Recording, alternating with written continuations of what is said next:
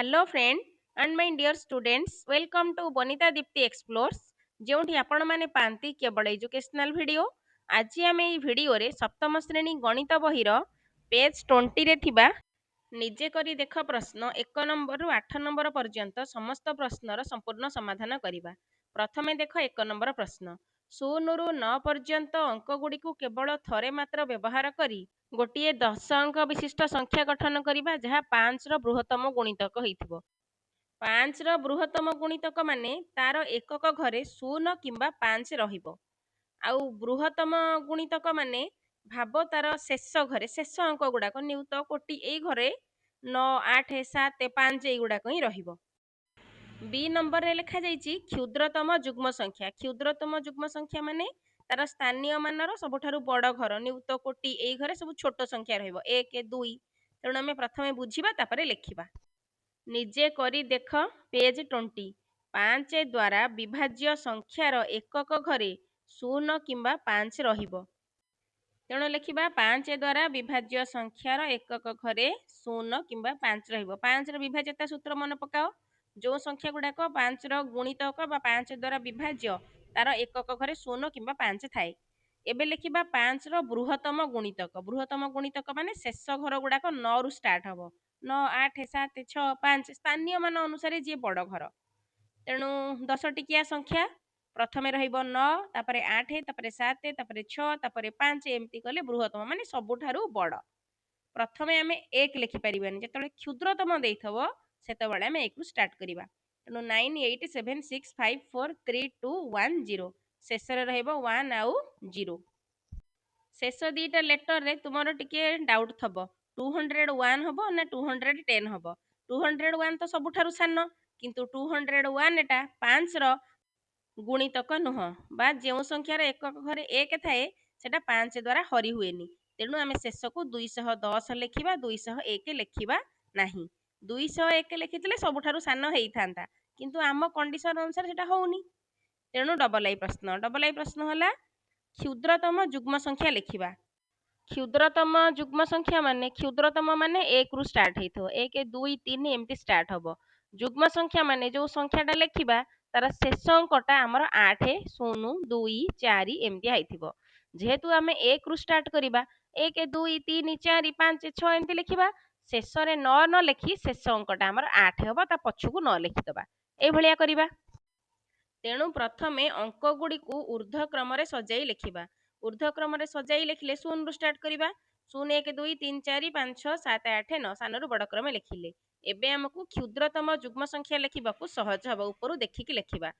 प्रथम घर तो 0 रही परिबनी तेणु प्रथमे आमे लिखिबा 1 1 0 2 एमती लिखि स्टार्ट करिबा। देख एठी प्रथम घर 0 रही परिबनी मूल्यहीन होई जिवो। तेणु प्रथमे 1 तापरे 0 तापरे 2 3 4 5 6 7 8 9 8 9 न लिखि आमे एठी 9 8 लिखिबा। प्रथमे लिखिबा 9 तापरे लिखिबा 8 कारण हमर युग्म संख्या दरकारी सेथि पई 9 जगह 8 लिखिले 8 जगह 9 लिखिले। एबे 2 नंबर प्रश्न 2 नंबर प्रश्न दिया जाइछि 10,30,285 संख्या को अक्षर रे 10,30,285 लेखा जाए।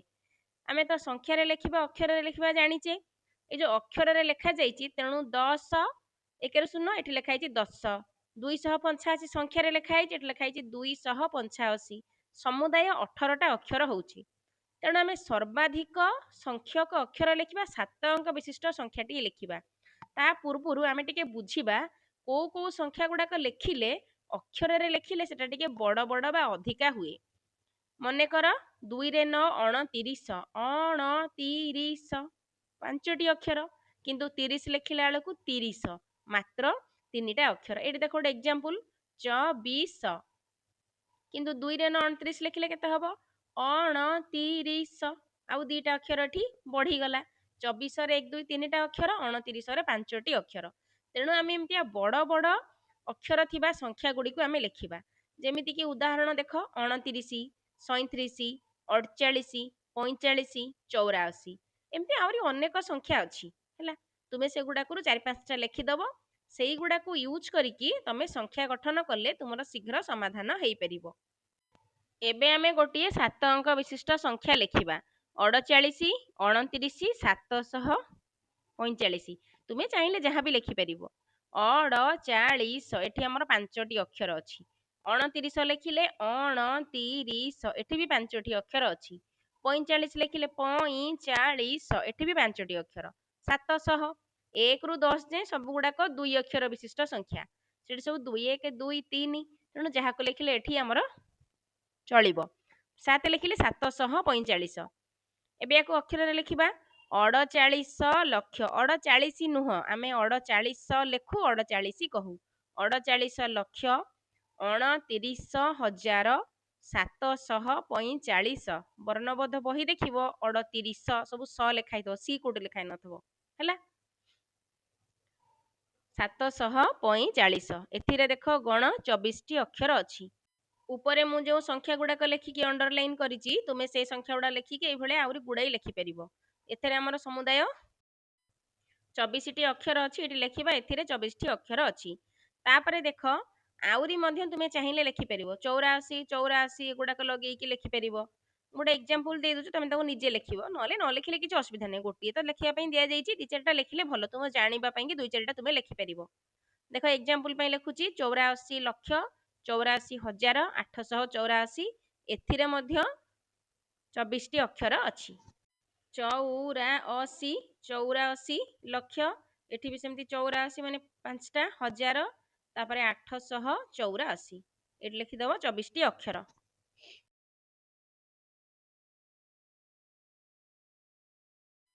3 ନମ୍ବର ପ୍ରଶ୍ନ, ଏକ 9 ଅଙ୍କ ବିଶିଷ୍ଟ ସଂଖ୍ୟା ଲେଖ ଯେଉଁଠାରେ ଯେକୌଣସି 2ଟି ଅଙ୍କର ସ୍ଥାନ ପରିବର୍ତ୍ତନ କଲେ ଏକ ବଡ଼ ସଂଖ୍ୟା ମିଳିବ, ଏପରି କେତୋଟି ସଂଖ୍ୟା ଅଛି? ଏଥିପାଇଁ ପିଲାମାନେ ଆମେ 9 ଅଙ୍କ ବିଶିଷ୍ଟ ଯେଉଁ ସଂଖ୍ୟା ଗଠନ କରିବା, ସବୁଠାରୁ ସାନ ସଂଖ୍ୟାକୁ ନେବା। ସାନ ସଂଖ୍ୟାକୁ ନେଲେ ଆମର କମ୍ ଭୁଲ ହବ। ଯେତେ ବଡ଼ ସଂଖ୍ୟା ନେବ ସ୍ଥାନୀୟ ମାନ ପରିବର୍ତ୍ତନ କଲେ ଭୁଲ ହବ। ଲେଖିବା, ଏଥିପାଇଁ ଆମେ 9 ଅଙ୍କ ବିଶିଷ୍ଟ ସାନ ସଂଖ୍ୟାକୁ ନେବା। ଯଥା ସମ୍ଭବ ସାନ ସଂଖ୍ୟାଟି ହେଲା 1 ରୁ 9 ଯାଏଁ ଲେଖିଦେବା। ଲେଖିବା ଯଥା ସମ୍ଭବ ସାନ ସଂଖ୍ୟାଟି 1, 2, 3, 4, 5, 6, 7, 8, 9। ତେଣୁ ଯେକୌଣସି 2ଟା ଅଙ୍କର ସ୍ଥାନୀୟ ମାନ ଆମେ ଯଦି ପରିବର୍ତ୍ତନ କରିବା, ତାହେଲେ 1, 2ର ସ୍ଥାନୀୟ ମାନକୁ ବଦଳେଇ ଦେବା। ତେଣୁ ସଂଖ୍ୟାଟା ଲେଖିଲେ 1, 2, 3, 4, 5, 6, 7, 8, 9। ଏବେ 2ଟା ଅଙ୍କର ସ୍ଥାନୀୟ ମାନ ବଦଳିଲେ 1, 2 ଜାଗାରେ ହବ 2, 1। ଲେଖିବା ଯେକୌଣସି 2ଟି ଅଙ୍କର ସ୍ଥାନ ପରିବର୍ତ୍ତନ କଲେ 1, 2 ଜାଗାରେ ଲେଖିବା 2, 1, ତାପରେ ଯାହା ଲେଖାଯାଇଛି ସେ ଲେଖିଦବା।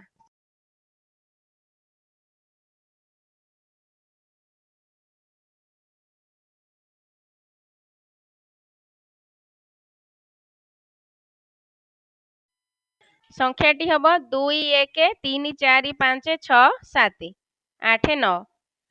ତୁମମାନଙ୍କ ବୁଝେଇବା ପାଇଁ କହୁଛି, ଆରମ୍ଭରୁ 0 ଦେଇକି ସଂଖ୍ୟା ଲେଖିବାନି। ଆରମ୍ଭରୁ 0 ଥିଲେ 0ର ମୂଲ୍ୟ କିଛି ନାହିଁ, ଭୁଲ ଭାଲ ହବ। ତେଣୁ ଆମେ ଯେତେ ଛୋଟ ସଂଖ୍ୟାରେ ସମ୍ଭବ ସେମିତି କରିବା। ବଡ଼ ସଂଖ୍ୟା ଲେଖିଲେ ସ୍ଥାନୀୟ ମାନ ପରିବର୍ତ୍ତନ କଲା ବେଳେ ଭୁଲ ହବ। ପ୍ରଶ୍ନରେ ଦିଆଯାଇଛି ଏଭଳି କେତୋଟି ସଂଖ୍ୟା ସମ୍ଭବ, ଗୋଟିଏ ଲେଖିବୁ, କାରଣ ଆମେ ସବୁଠାରୁ ସାନ ସଂଖ୍ୟାଟିକୁ ନେଇଛେ। ଏବେ ଦେଖିବା 4 ନମ୍ବର ପ୍ରଶ୍ନ। 1, 2, 3, 4, 5, 1, 2, 3, 4, 5 ଯେମିତି 4 ଥର ଦେଇଛି। ସଂଖ୍ୟାରୁ 10ଟି ଅଙ୍କ କାଢି ନିଅ, ଯାହା ଦ୍ୱାରା ଅବଶିଷ୍ଟ ସଂଖ୍ୟାଟି ଯଥା ସମ୍ଭବ ବଡ଼ ସଂଖ୍ୟା ହବ। 10ଟା ଅଙ୍କ କାଢିବା ମାନେ ବାଁ ପଟୁ ଛୋଟ ସଂଖ୍ୟାରାକ ଆମେ କଟେଇବା। ଦେଖ 1, 2, 3, 4 କାଟିଲେ 5ର ସଂଖ୍ୟା ଷ୍ଟାର୍ଟ ହେଲା। 1, 2, 3, 4 ଏଠୁ କଟିଲା, ତାମାନେ 4ଟା କଟିଲା ମାନେ ଆଉ 6ଟି ସଂଖ୍ୟା କଟିବ। ସେକେଣ୍ଡ ଥାକକୁ ଦେଖ 1, 2, 3, 4, 5, ସେଠୁ ଆମେ 1, 2, 3, 4 କଟିବା, ତାମାନେ 8ଟି ସଂଖ୍ୟା ଆମର ମାଇନସ୍ ହେଲା। ଆଉ ଯୋଉ 2ଟା ସଂଖ୍ୟା ରହିଲା ତାକୁ ଆମେ ତୃତୀୟ ଥାକ, ତୃତୀୟ ଯୋଉ 1, 2, 3, 4, 5 ଲେଖାଯାଇଛି ସେଥିରୁ ଆମେ 2ଟା ସଂଖ୍ୟା ମାଇନସ୍ କରିବା। ଏମିତି ହେଇକିରି ଆମର 10ଟି ସଂଖ୍ୟା ମାଇନସ୍ ହବ। ଆଉ ପ୍ରଥମ ସଂଖ୍ୟାଟା ତାପରେ କ'ଣ 1, 2, 3, 4 କଟିଲେ 5ରୁ ଷ୍ଟାର୍ଟ ହେଲା। ତାପର ସଂଖ୍ୟାଟା ବି ସେମିତି 1, 2, 3, 4 କଟିଗଲେ 5ରୁ ଷ୍ଟାର୍ଟ ହବ। ଏବେ ଦେଖ ଖାତାରେ ବୁଝିବା ତାପରେ କରିବା। 1, 2, 3, 4, 5, 1, 2, 3, 4, 5, 1, 2, 3, 4, 5, 1, 2, 3, 4, 5। ପିଲାମାନେ ଆମେ ପ୍ରଥମେ ବାମ ପଟୁ ଲେଖାଯାଇଛି ବଡ଼ ସଂଖ୍ୟାଟା ତମକୁ ସବୁଠାରୁ ମିଳିବ। ତେଣୁ ସବୁଠାରୁ ବଡ଼ ସଂଖ୍ୟା ମାନେ ବାମ ପଟୁ ଆମର କେତେ କଟିବ? 1, 2, 3, 4 କଟିବ। ଲେଖିବା ସଂଖ୍ୟା ମାନଙ୍କ ମଧ୍ୟରୁ ବଡ଼ ସଂଖ୍ୟା ହେଲା 5। 4ଟା ଥାକ ଅଛି, ସବୁ ଥାକକୁ ଦେଖ 1, 2, 3, 4, 5, ତାଙ୍କ ଭିତରେ ସବୁଠାରୁ ବଡ଼ ସଂଖ୍ୟା ହେଲା 5। ତେଣୁ ଆମକୁ କୁହାଯାଇଛି ଯେହେତୁ ବୃହତ୍ତମ ସଂଖ୍ୟାଟା ଲେଖିବା, बा यथा संभव बड़ संख्याटा लिखा तेणु बाम पटू 1 2 3 4 को माइनस करवा बाम पटू 1 2 3 4 माइनस कले संख्याटा आमर 5 रु स्टार्ट है सेटा लिखा तेणु दत्त संख्यारू प्रथम रु 1 2 3 4 को बाद देले बा काटी दिया गले आउ केते रहिबो 5 रहिबो आउ जहाँ अछि से गुडाक लिखिदबा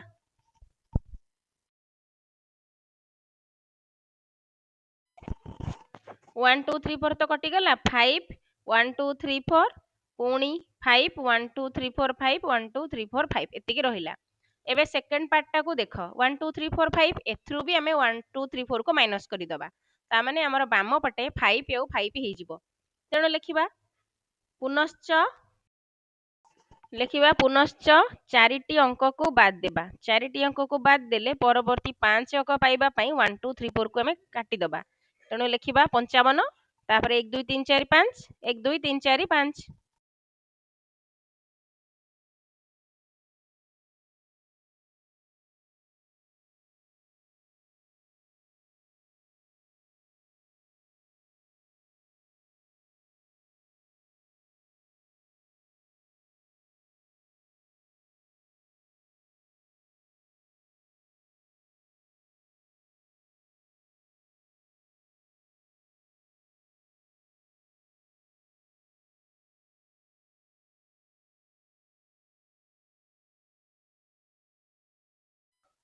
बाम पट 5टा थिला ए 5टा रहिला बाकी आउ सब लेखा हबो 1 2 3 पर जे अंडरलाइन अछि ताकू बाद देले तेणु 55 1 2 3 4 5 1 2 3 4 5 हमर 4 4 8 टी अंक हमर गला आउ रहिला 2 टी अंक आमे 10 टी अंक को एठू बाद देई थांते तेणु 55 पर 1 2 ए दुईटा को बाद दे दिले हमर 8 2 10 टी अंक माइनस हबो बाकी जहा रहिला सी हमर हैला सबठारु बड़ संख्या आउ सब लिखिदबा तेणु लिखिबा एठी आउ 2टी अंक काटिबा आवश्यक तेणु क्षुद्रतम अंक 12 हेतु 12 को काटिबा परे हमर जहा रहिला नूतन संख्या ताकू सेटा लिखिदबा 12 टाकू माइनस करके आउ जहा रहिला आउ 1 2टा सेटा लेखा हबनी आउ सब लेखा हबो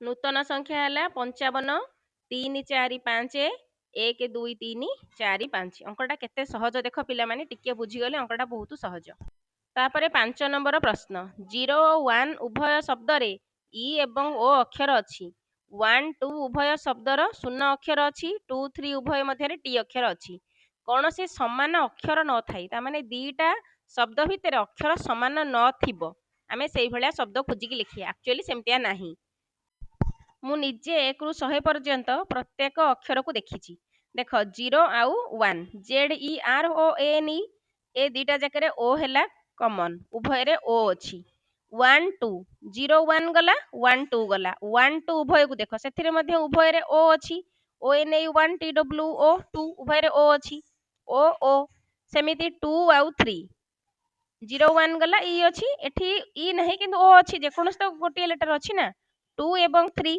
आ भितरे टी कॉमन अछि सेमिति 3 आउ 4 ता भितरे आर कॉमन अछि तेणु आमु गोटे एमती क्रमिक जोड़ी बाहर करबा को पड़िबो जोथिरे कोनोसी संख्या समान नाही एक्चुअली से भलिया जोड़ी नाही मु तुमको आउ टिके बुझी दउ तापरे लिखिबा देखो 1 O N E 1 2 T W O 2 तापरे 3 इटी ऊपर 0 लिखि नै 0 जेड ई आर ओ एबे देखो 0 और 1 भितरे कॉमन हैला ओ जे कोनो से गोटे कॉमन नबा 1 आउ 2 आ भितरे मध्य समान अक्षर होची समान लेटर होची ओ तापरे 2 आउ 3 2 3 भितरे कॉमन होची टी एमती लिखि चलिबा तापरे 3 4 को देख 3 4 रे आर कॉमन अछि सेमती 5 और 6 रे एफ कॉमन अछि एई भलिया जो लेटर गुडाक उभय रे थिबो से गुडाक लिखि दबा तापरे देखो एमती लक्ष्य कर 6 7 8 9 10 सबुथिरे मैक्सिमम रे ई ही अछि तेने एटा गोटे साधारण कथा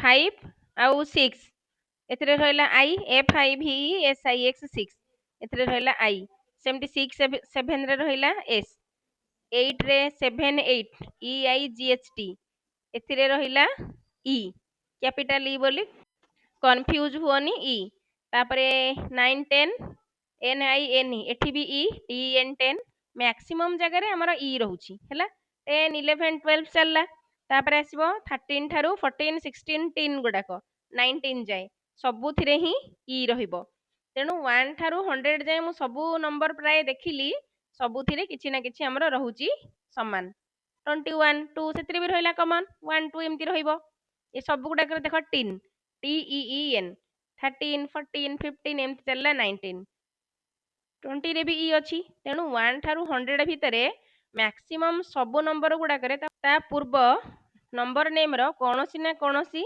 ଲେଟର ନିହାତି ଥିବ ତେଣୁ ସେଇ ଜିନିଷକୁ ଏଠି ଟିକେ ସଜେଇକି ଲେଖିବା ଆମେ ଦୁଇଟି କ୍ରମିକ ସଂଖ୍ୟା ନିର୍ଣ୍ଣୟ କରିପାରିବା ନାହିଁ ଯେଉଁଥିରେ ଗୋଟିଏ ଇଂରାଜୀ ବନାନ ସାଧାରଣ ଭାବେ ରହି ନଥିବ ଅଧିକାଂଶ କ୍ଷେତ୍ରରେ ଇ ବା ଏନ୍ ଓ ବା ଟି ସାଧାରଣ ଭାବରେ ରହିଥାଏ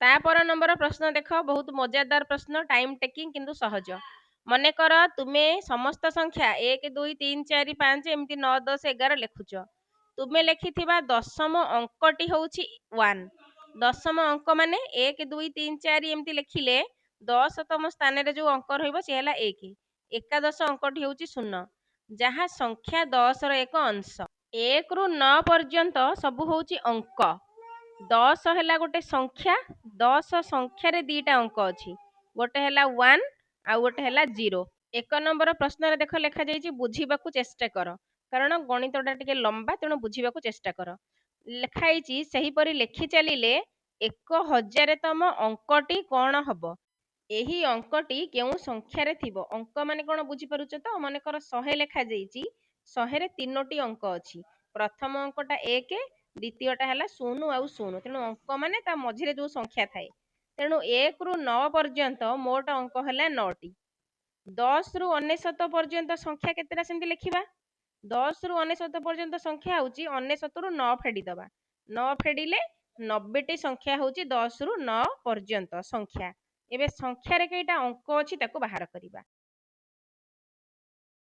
ତେଣୁ 10 ରୁ 99 ପର୍ଯ୍ୟନ୍ତ ମୋଟ ସଂଖ୍ୟା ହେଲା 90ଟି ତାମାନେ ଦି ଟିକିଆ ସଂଖ୍ୟା ପ୍ରତ୍ୟେକ ସଂଖ୍ୟାରେ ଦୁଇଟି ଲେଖାଏଁ ଅଙ୍କ ଅଛି ଦୁଇଟି ଲେଖାଏଁ ଅଙ୍କ ଥିଲେ 90ଟି ସଂଖ୍ୟା ଗୁଣନ 2 ତାମାନେ 90 ଦୁଣେ 180ଟି ଅଙ୍କ ଅଛି ଆମେ ପ୍ରଥମେ ଦୁଇ ଟିକିଆ ସଂଖ୍ୟା ତିନି ଟିକିଆ ସଂଖ୍ୟା ଏମିତି ବାହାର କରିବା ଦେଖିବା 1000ତମ ସ୍ଥାନରେ କୋଉ ସଂଖ୍ୟାଟି ରହୁଛି ତେଣୁ ପ୍ରତ୍ୟେକ ସଂଖ୍ୟାରେ ଦୁଇଟି ଅଙ୍କ ଅଛି 90ଟି ସଂଖ୍ୟାରେ ଅଙ୍କ ରହିବ ସମାନ 90 ଗୁଣନ 2 180ଟି ଅଙ୍କ ଆମେ ଏମିତି 1000 ଅଙ୍କ ପର୍ଯ୍ୟନ୍ତ ଯିବା କାରଣ ଆମର ପ୍ରଶ୍ନରେ ଦେଇଛି 1000ତମ ଅଙ୍କଟି କେତେ ହବ 1000ତମ ଅଙ୍କରେ କୋଉ ସଂଖ୍ୟାଟି ଥିବ ବୁଝି ବୁଝିକି କରିବା ଏବେ ଲେଖିବା 99 ପର୍ଯ୍ୟନ୍ତ ସଂଖ୍ୟାରେ ଥିବା ମୋଟ ସଂଖ୍ୟା ହେଲା ମୋଟ ଅଙ୍କ 99 ପର୍ଯ୍ୟନ୍ତ ସଂଖ୍ୟା ତାମାନେ ଆମେ 1 ରୁ 99 ପର୍ଯ୍ୟନ୍ତ ପଳେଇ ଆସିଲେ ଯେତେ ସଂଖ୍ୟା ସେଥିରେ ସମୁଦାୟ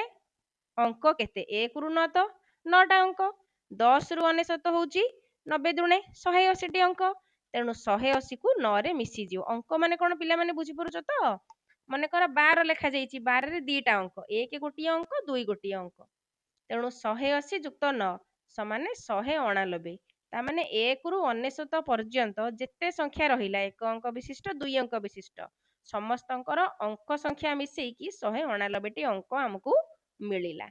ଅବଶିଷ୍ଟ ଆମର କେତୋଟି ସଂଖ୍ୟା ରହିଲା? ଅବଶିଷ୍ଟ ସଂଖ୍ୟା ହେଉଛି 1000 ଫେଡାଣ 199 ସମାନେ 811ଟି। କାରଣ ଆମକୁ ପ୍ରଶ୍ନରେ ପଚରା ଯାଇଛି 1000ତମ ଅଙ୍କ।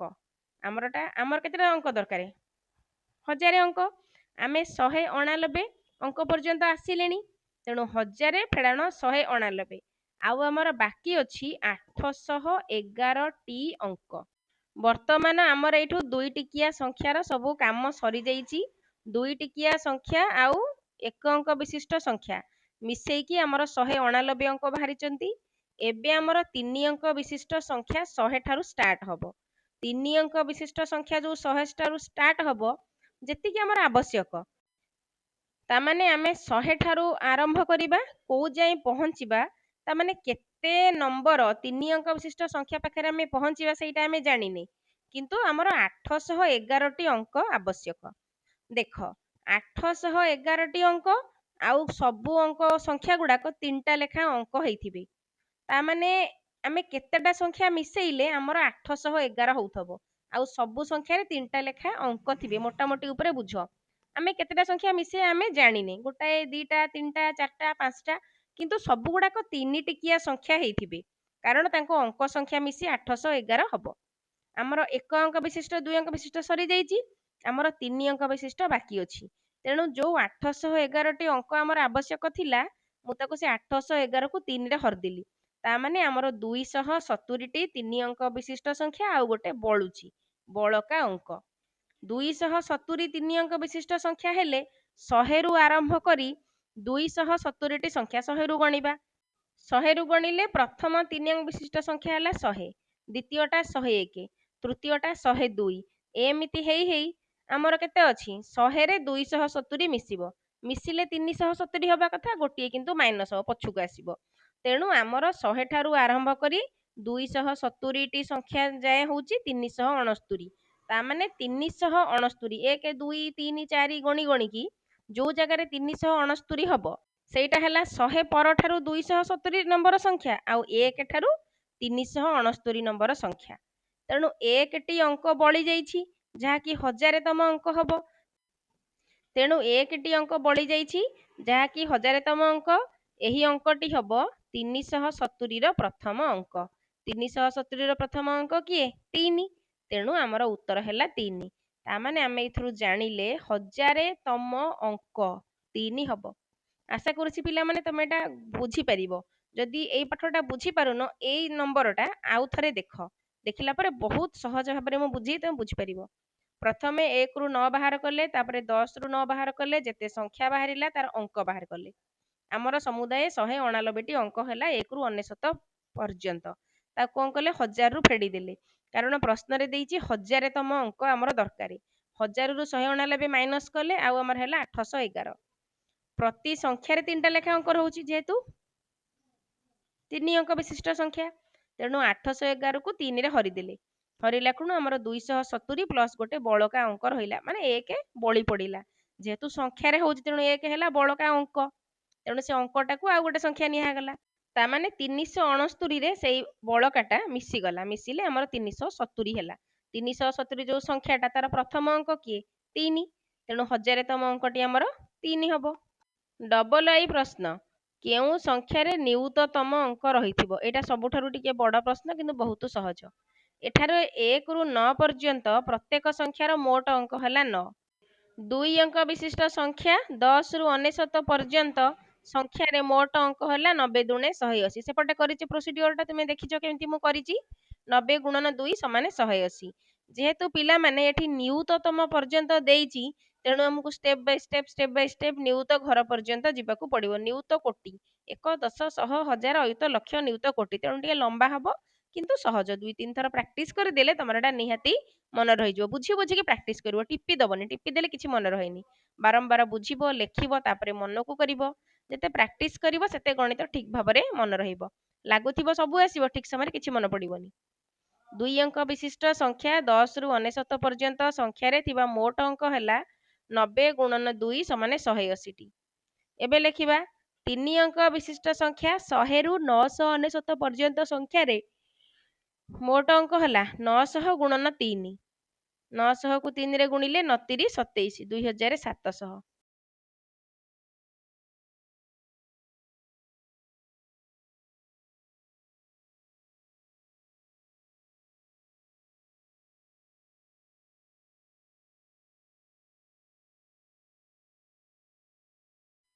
ତାପରେ ସେମିତି 4 ଅଙ୍କ ବିଶିଷ୍ଟ ସଂଖ୍ୟା 1000 ରୁ 9999। ତାମାନେ 1000 ରୁ 4 ଟିକିଆ ସଂଖ୍ୟା ଆରମ୍ଭ 9999 ରେ ଶେଷ। ତେଣୁ ସମୁଦାୟ କେତେଟା ସଂଖ୍ୟା ହେଲା 9099 ରୁ 1000 ଫେଡ଼ିଲେ 9000 ଟା ହବ। ତେଣୁ 1000 ରୁ 9999 ଭିତରେ ଥିବା 9000 ଟି ସଂଖ୍ୟା, ଯେହେତୁ 4 ଅଙ୍କ ବିଶିଷ୍ଟ ସଂଖ୍ୟା ତେଣୁ 9000 ଗୁଣନ 4 ତାମାନେ 36000 ଟି ଅଙ୍କ ହବ। ସେମିତି 5 ଅଙ୍କ ବିଶିଷ୍ଟ ସଂଖ୍ୟାର ବାହାର କରିବା। ସମୁଦାୟ କେତୋଟି 5 ଅଙ୍କ ବିଶିଷ୍ଟ ସଂଖ୍ୟା ଆଉ ତା ଭିତରେ କେତୋଟି ଅଙ୍କ ଅଛି। ତେଣୁ ଲେଖିବା 5 ଅଙ୍କ ବିଶିଷ୍ଟ ସଂଖ୍ୟା ହେଉଛି 10000 ରୁ ଆରମ୍ଭ 5ଟା 9 ରେ ଶେଷ। ତେଣୁ 5 ଅଙ୍କ ବିଶିଷ୍ଟ ସଂଖ୍ୟା 10000 ରୁ 5ଟା 9 ପର୍ଯ୍ୟନ୍ତ ମୋଟ ସଂଖ୍ୟା କେତେ ହବ 9 ରେ 4ଟା ଶୂନ। ଯେମିତି 2 ଟିକିଆ ସଂଖ୍ୟା ହେଉଛି 90ଟା। 99 ରୁ 10 ଫେଡ଼ିଦେଲେ ଆମର ହେଉଛି 89 ପ୍ଲସ୍ 1 ମିଶିକି ହେଲା 90ଟି ସଂଖ୍ୟା। ଏଠି ସେମିତି 5ଟା 9 ରୁ 10000 ଫେଡ଼ିଦବ, ଯେତିକି ହେଲା 1 ମିଶେଇ ଦବ।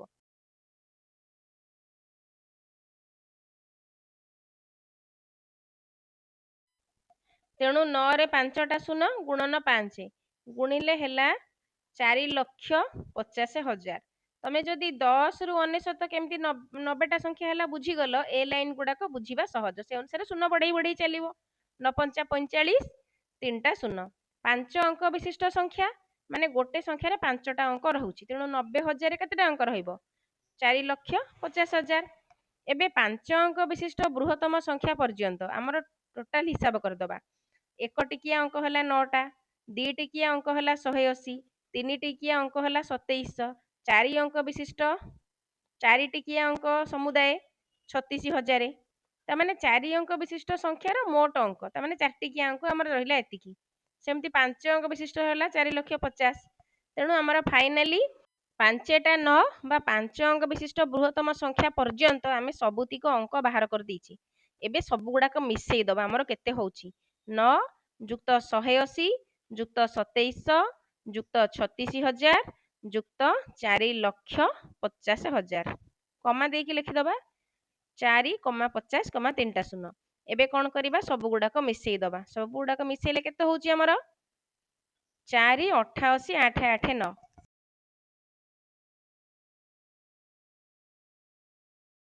ଏବେ ଆମେ ଏକ ହିସାବ କରିଦବା 4,88,889। ଆମକୁ ପ୍ରଶ୍ନରେ ପଚରା ଯାଇଛି 1 ନିୟୁତ। 1 ନିୟୁତ ମାନେ 1 କୋଟିରୁ ଗୋଟିଏ ଶୂନ କମ୍। ତେଣୁ ଲେଖିବା ବର୍ତ୍ତମାନ 6 ଅଙ୍କ ବିଶିଷ୍ଟ ସଂଖ୍ୟା ଆରମ୍ଭ ହବ। 5 ଅଙ୍କ ବିଶିଷ୍ଟ ସଂଖ୍ୟା ସରିଗଲା 5ଟା 9 ପରେ। 6 ଅଙ୍କ ବିଶିଷ୍ଟ ସଂଖ୍ୟା ହେଉଛି 1 ରେ 5ଟା ଶୂନ।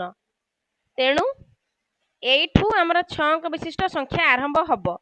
ତେଣୁ ଆମେ କଣ କରିବା 1 ନିୟୁତରୁ ଏଇ ବଡ ସଂଖ୍ୟାଟାକୁ ମାଇନସ୍ କରିଦବା। ଯେତିକିଟି ଅଙ୍କ ବଳିବ ସିଏ ସବୁତିକ ହେଲା 6 ଅଙ୍କ ବିଶିଷ୍ଟ ସଂଖ୍ୟାର ଅଙ୍କ। ପୂର୍ବ ଅଙ୍କଟା ଯେମିତି କରିଥିଲେ ଡିଟୋ ସେମିତି। ସେଇଟା ଟିକେ ଛୋଟ ସଂଖ୍ୟାରେ ହଉଥିଲା, ଇଏ ଟିକେ ବଡ ସଂଖ୍ୟାରେ ହଉଛି। ସେଠି ଆମେ ଏମିତି ମାଇନସ୍ କରିଥିଲେ। 5 ଅଙ୍କର ସରିଗଲା ଏଇଠୁ। ଆପରେ 6 ଅଙ୍କର ଆରମ୍ଭ ହବ। ବର୍ତ୍ତମାନ କଣ କରିବା ଆମକୁ ପ୍ରଶ୍ନରେ ପଚରା ଯାଇଛି 1 ନିୟୁତତମ ଅଙ୍କ। 1 ନିୟୁତ ମାନେ 1 ରେ 7ଟା 6ଟା ଶୂନ। 1 ନିୟୁତରୁ ଏତିକି ଫେଡ଼ିଦବା। ଆମର କେତେ ବଳିଲା ମାଇନସ୍ କଲେ ଆମର ଯେତିକି ରହିଲା 5,11,111ଟି ଅଙ୍କ। ଏତିକି ଯୋଉ ଅଙ୍କ ରହିଲା ଇଏ ହେଲା 6 ଅଙ୍କ ବିଶିଷ୍ଟ ସଂଖ୍ୟାର ଅଙ୍କ ଗୁଡାକ। ତାମାନେ ଗୋଟାଏ କି 2ଟା କି 3ଟା ଆମେ ଜାଣିନେ, କେତୋଟି 6 ଅଙ୍କ ବିଶିଷ୍ଟ ସଂଖ୍ୟା ହେଲେ ମିଶିକିରି ଏତିକିଟା ଅଙ୍କ ହବ। ତେଣୁ ଆକୁ ଆମେ କଣ କରିବା 6 ରେ ହରିଦବା। 6 ରେ ହରିଦେଲେ ଯେତିକିଟି ସଂଖ୍ୟା ଆମକୁ ମିଳିବ ଆମେ ସେତିକି ଜାଣିବା। ତେଣୁ ଲେଖିବା ପ୍ରତ୍ୟେକ 6 ଅଙ୍କ ବିଶିଷ୍ଟ ସଂଖ୍ୟାରେ ଥିବା ଅଙ୍କ ସଂଖ୍ୟା ହେଉଛି 6। ଯେହେତୁ 6 ଅଙ୍କ ବିଶିଷ୍ଟ ସଂଖ୍ୟା ତାର ଅଙ୍କ ସଂଖ୍ୟା ହେଲା 6। ତେଣୁ ଏତିକିଟି ଅଙ୍କକୁ ଆମେ 6 ରେ ହରିଦବା। 6 ରେ ହରିଦେଲେ ଆମର ଯେତିକିଟି ସଂଖ୍ୟା ବାହାରିଲା ସେ ସବୁ ହେଲା 6 ଟିକିଆ ସଂଖ୍ୟା। ତେଣୁ ଏଇଠି ଲେଖିବା ପ୍ରତ୍ୟେକ 6 ଅଙ୍କ ବିଶିଷ୍ଟ ସଂଖ୍ୟାରେ ଥିବା ଅଙ୍କ ସଂଖ୍ୟା ହେଲା 6। 5,11,111ଟି ଅଙ୍କରେ ଗଠିତ ହେବ, ତେଣୁ ତାକୁ 6ରେ ହରିଦେବା। 5,11,111କୁ 6ରେ ହରିଦେଲେ ଯେତିକି ହେବ ସେତିକିଟା ହେଲା ଆମର 6 ଅଙ୍କ ବିଶିଷ୍ଟ ସଂଖ୍ୟା।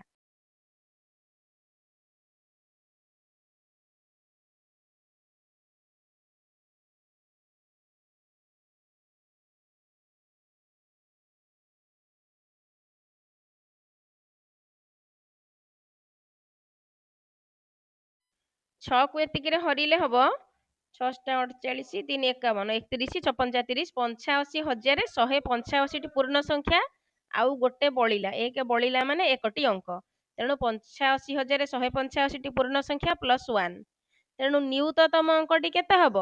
85,185 ପ୍ଲସ୍ 1 ମିଶିଲେ କେତେ ହବ? 85,186ତମ ସଂଖ୍ୟା। ତା ମାନେ ଆମେ ବର୍ତ୍ତମାନ 6 ଅଙ୍କ ବିଶିଷ୍ଟ ସଂଖ୍ୟାରେ ଅଛେ, ତେଣୁ 6 ଅଙ୍କ ବିଶିଷ୍ଟ ସଂଖ୍ୟା 1ରୁ 5ଟା ଶୂନରୁ ଷ୍ଟାର୍ଟ। 1ରେ 5ଟା ଶୂନ, ତାପରେ ହବ 1ରେ 4ଟା ଶୂନ 1 ବା 1,01,000, 1,02,000, 1,03,000, 1,04,000 ଏମିତି ଲେଖି ଲେଖି ଲେଖି ଲେଖି 1,85,186ତମ ଅଙ୍କ ଯାଏଁ ଆମେ ଯିବା।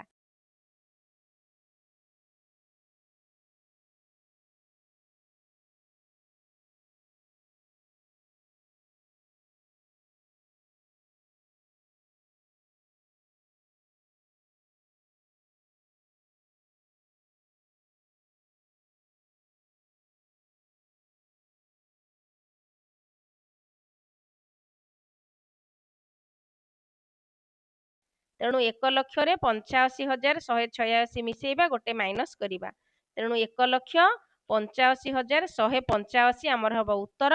ଆଉ ତାର ନ୍ୟୁନତମ ସ୍ଥାନରେ କିଏ ରହିବ? 1 ହିଁ ରହିବ।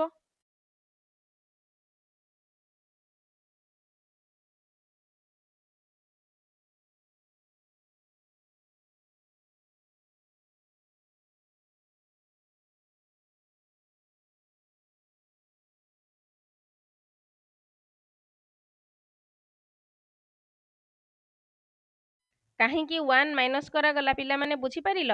ମନେକର ମୁଁ ତୁମକୁ କହିବି 10 ଠାରୁ ଆରମ୍ଭ କରି ପଞ୍ଚମ ସଂଖ୍ୟା କୁହ। 10 ହେଲା ପ୍ରଥମ ସଂଖ୍ୟା, 11 ହେଲା ଦ୍ୱିତୀୟ ସଂଖ୍ୟା, 12 ହେଲା ତୃତୀୟ ସଂଖ୍ୟା, ତାମାନେ ତୃତୀୟ ହେଲା ବେଳକୁ ଆମର 2 ହେଉଛି।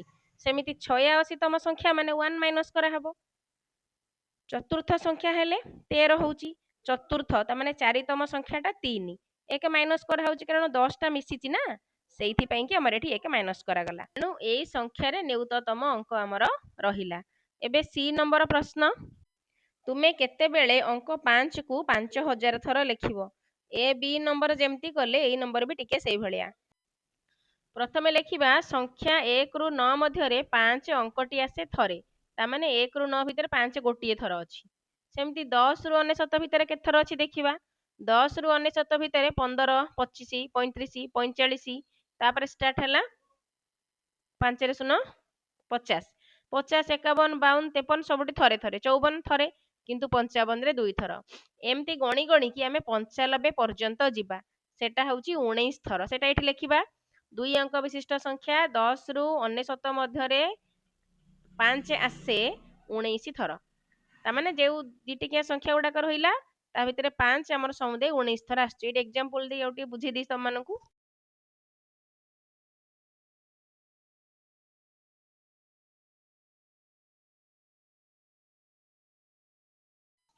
ଏବେ 3 ଅଙ୍କ ବିଶିଷ୍ଟ ସଂଖ୍ୟା କଥା ଦେଖିବା। 3 ଅଙ୍କ ବିଶିଷ୍ଟ ସଂଖ୍ୟା 100ରୁ 999 ମଧ୍ୟରେ 5 କେତେ ଥର ଆସୁଛି? 105, 115, 125, 135, 145, 150ରୁ ଭିତରେ କେତେ ଥର ଆସିବ ଏମିତି ଗଣିବା। ଗଣି ଗଣିକି ସମୁଦାୟ ହେଉଛି 280 ଥର। ଯଦି ଏମିତି ଗୋଟେ ଗୋଟେ କି ଲେଖି ବହୁତ ଖାତା ସରିଯିବ, ତୁମେ ପିଲାମାନେ ରଫରେ ହିସାବ କରିଦେବ। 105, 115, 125, 135, 145, 150ରୁ 160 ଭିତରେ 155 ପଡ଼ିବ, ସେଠି 2 ଥର ଅଛି। ଏମିତି ହିସାବ କରିଦେଲେ ତୁମକୁ ଆସିଯିବ 280 ଥର। ପୁଣି 500 ଯୋଉଟା ଆସିବ ସେଇଠି 501ରୁ 599 ମଧ୍ୟରେ ସର୍ବାଧିକ ବାହାରିବ। 555ରେ 3 ଥର ଥବ, ଏମିତି ଦେଖିଲେ ଆମର ହେଉଛି 280 ଥର। ଏବେ ଲେଖିବା 4 ଅଙ୍କ ବିଶିଷ୍ଟ ସଂଖ୍ୟା 1000 ରୁ 9999 ମଧ୍ୟରେ 5 ଆସିଥାଏ 3700 ଥର।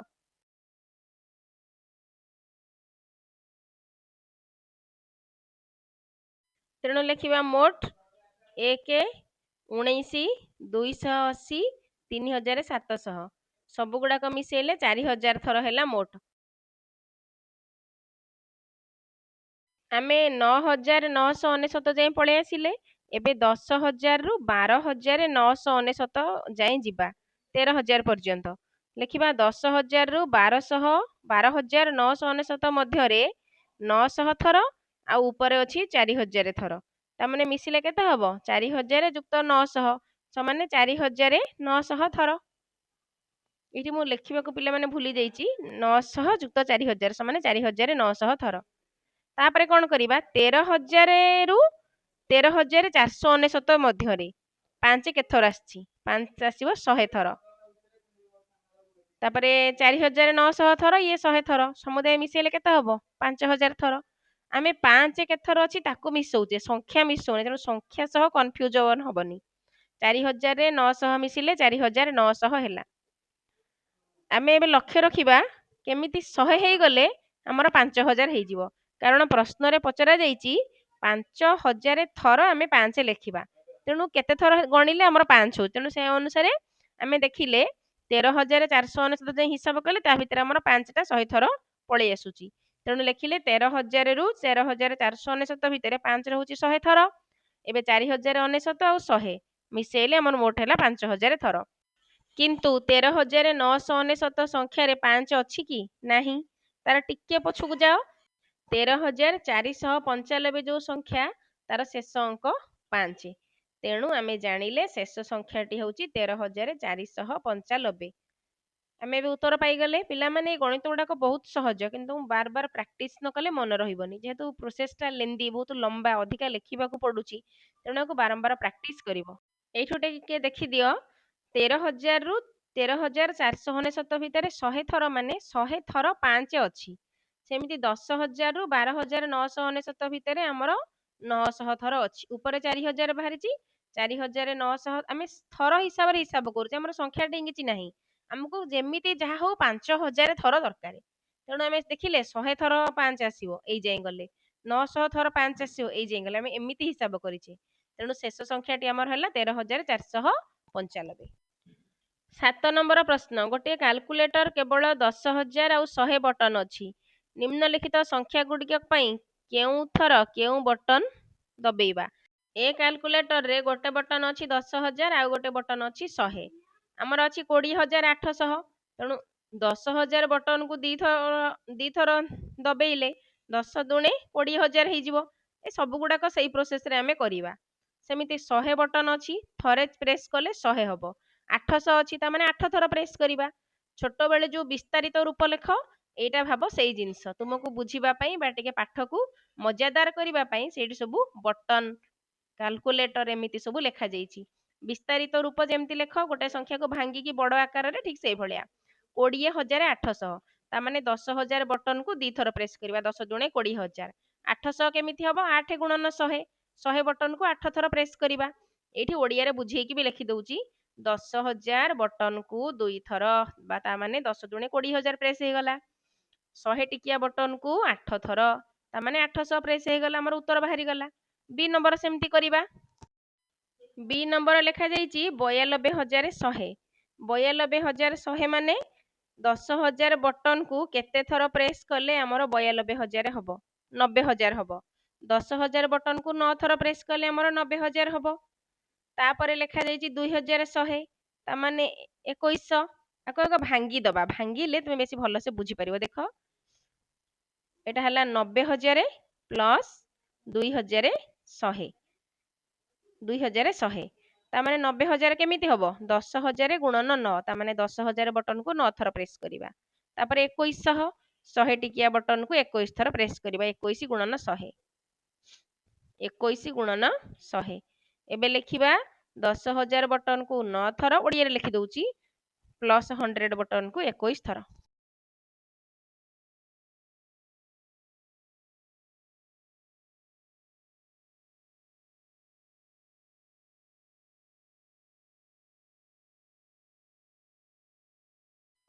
सी नंबर प्रश्न 1,20,500 एठी सेमती 10,000 बटन को 12 थर प्रेस कले देख केमिति 12 थर जानिबा डाहाण पटु गणी आसीबो शून्य 1 10 100 1000 10,000 घर पर जी रहिला सेटा हला बळका आउ ता माने 12 गुणन 10,000 12 दशा 120,000 एट लेखाई 120,000 तेणु 12 गुणन 10,000 प्लस 5 गुणन 100 100 टिकिया बटन को 5 थर तेणु लिखिबा 10,000 बटन को 12 थर 12 दशा 120,000 आउ 100 बटन को 5 थर प्रेस कले हमर हेइ जिवो।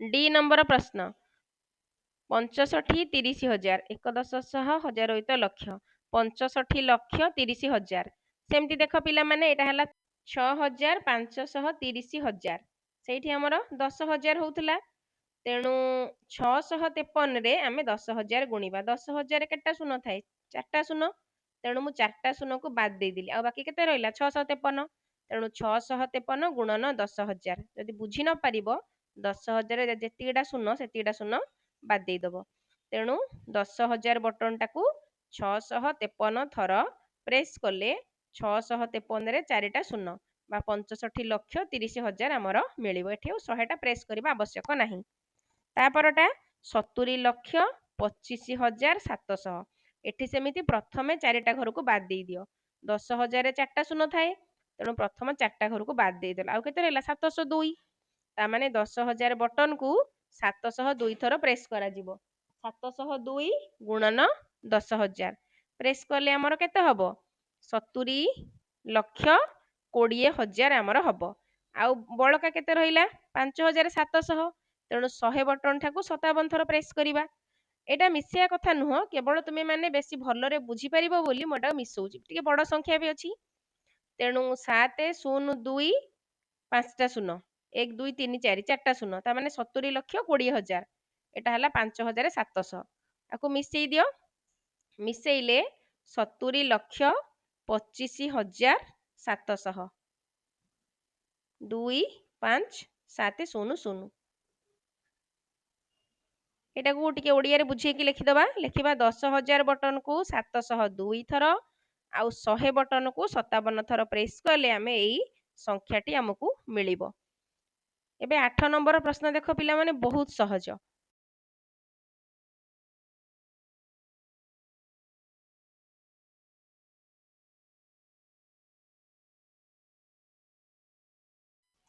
प्रश्नटा हैला 1 लक्ष माने केते लक्ष रे 1 बिलियन हुए तमे ए पई छोटिया एग्जांपल लियो केतेटा 10 टंकिया नोट हेले 100 टंका हबो 10टी 10टी 10 टंकिया नोट हेले 100 टंका जानलो केमिति 100 को 10 रे हरि देलो किंबा जेहेतु बड़ पिला हेलणी हरण शिखिलणी एपटे गोटे शून काटी दियो सेपटे गोटे शून काटी दियो ता माने 10टी तेणु आमे कोन करिबा 1 बिलियन को 1 लक्ष रे हरि दबा जेतिकी रहिला सेतिकी हैला हमर उत्तर एठी मुहे मुहे भी हिसाब कर दबा 1 लक्ष रे हमर केटा शून्य अछि 5टा शून्य तेणु 1 बिलियन माने 1 रे 9टी शून्य 9 रु 5टा शून्य को माइनस दे दियो आउ जेतिकी रहला सेतिकी हैला हमर उत्तर ता माने 10,000 हैला हमर उत्तर किंतु आमे ताकू सजेई की बुझेई की लेखिबा तेणु प्रथमे लेखिबा 1 बिलियन जी 1 रे 9टा शून्य 1 लक्ष जी 1 रे 5टा शून्य तापरे लेखिबा 1 बिलियन पई आवश्यक लक्ष्य होउची 1 बिलियन विभक्तक 1 लक्ष हरिदबा जेतिकी हैला सेतिकी हैला हमर उत्तर तेणु उत्तर हमर एठारे हैला 10,000 आशा करूछि पिला माने तुमे निजे करी देखर 1 नंबर रु 8 नंबर पर्यंत प्रत्येक प्रश्नर संपूर्ण समाधान को बहुत भल भाव बुझी पारिथिबो तुमे माने बुझिबा पई मु जेते संभव सरलीकृत उपाय रे सरल करी तुमे माने बुझी पारिला भलिया भाषा प्रयोग करी तुम मानकु बुझाउची जदि तुमको ए भिडियोटी भल लागिला लाइक करो कमेंट कर तुम फ्रेंड्स मानक सहित शेयर कर आउ ये गणित गुड़ा को बारंबार प्रैक्टिस कर जेहेतु नुआ बही नुआ पाठ नुआ कॉन्सेप्ट जेते भल भाबरे प्रैक्टिस करिवो सेते भल भाबरे गणित गुड़ा को मने रहिबो लागुथिबो सबु आसीबो किंतु ठीक समय रे एग्जाम टाइम रे तुमरो मन पड़िबो नाही तेणु जेते प्रैक्टिस करिवो गणित सेते भल हबो thanks for watching stay connected.